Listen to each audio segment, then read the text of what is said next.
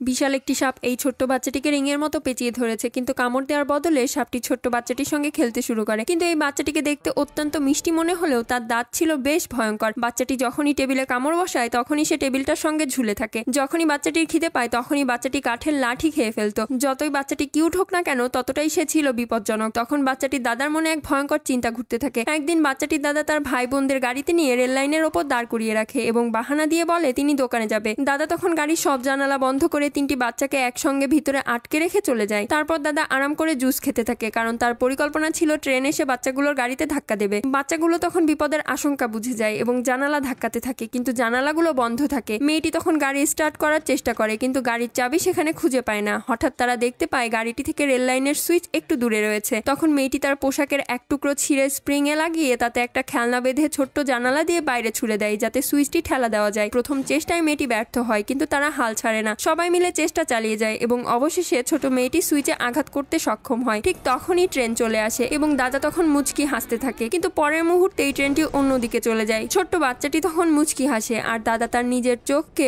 বিশ্বাস করতে পারে না। এবং তারপর সেখানে পুলিশ চলে আসে। তখন ছোট্ট বাচ্চাটি পুলিশকে সত্যটা বলে, কিন্তু পুলিশ ভাবে সে তার সাথে মজা করছে। ঠিক তখনই বাচ্চাটির দাদা আবার ফিরে আসে তার ভয়ঙ্কর রূপে। পরের দিন দাদা ছোট্ট বাচ্চাটিকে বরফে ঢাকা একটি ঘরে আটকে রাখে। প্রচন্ড ঠান্ডায় বাচ্চাটি তখন হামাগুড়ি দিয়ে বাইরে বেরিয়ে আসে। ঠিক তখনই এক দয়ালু মানুষ বাচ্চাটিকে গরম কাপড় দেয় এবং বাচ্চাটি তখন তোয়ালে দিয়ে তার নিজেকে শুকিয়ে নেয়। তারপর সেই লোকটি বরফ ভেঙে একটি সালমন মাছ ধরে এবং বাচ্চাটি সেই মাছটিকে জড়িয়ে ধরে। তারপর বাচ্চাটি এক বক্স কমলার জুস পায়। বাচ্চাটি তখন তার শক্ত দাঁত দিয়ে বক্সটি কেটে নেয় এবং জুস একটি কাপের মধ্যে ঢেলে নেয়। সবকিছু মিলে নাস্তা প্রস্তুত হয়ে যায়। কিন্তু যখন বাচ্চাটির দাদা নাস্তাগুলো দেখে তখন সে প্রচন্ড রেগে গিয়ে সবগুলো নাস্তা মাটিতে ফেলে দেয় এবং বলে আমার গরম নাস্তা চাই। তারপর দাদা বাচ্চাটির হাতে একটি সিগারেট দেয় এবং বলে সিগারেটটি জ্বালাতে, কিন্তু বাচ্চাটি সিগারেটটি হাতে নিতেই সিগারেটের ধোঁয়াগুলো বরফে পরিণত হয়ে যায়। এই দৃশ্য দেখে তার ভাই বোন বুঝে যায় এখানে কিছু তো একটা গরমিল আছে। তারা তখন বরফে ঘেরা ঝর্ণার ওপর উঠে যায় এবং সেখানে গিয়ে দেখে বাচ্চাটিকে একটি খাঁচায় আটকে রেখেছে তার দাদা। তারপর তারা বাচ্চাটিকে কোনোভাবে উদ্ধার করে। ঠিক তখনই বাচ্চাটির সামনে এসে যায় একটি স্নো রেসিং এবং তিন ভাই বোন একসঙ্গে সেই যানটিতে চড়ে বরফের রাজ্য থেকে পালিয়ে যায়। পরের ভিডিওটি দেখার জন্য প্লিজ সাবস্ক্রাইব।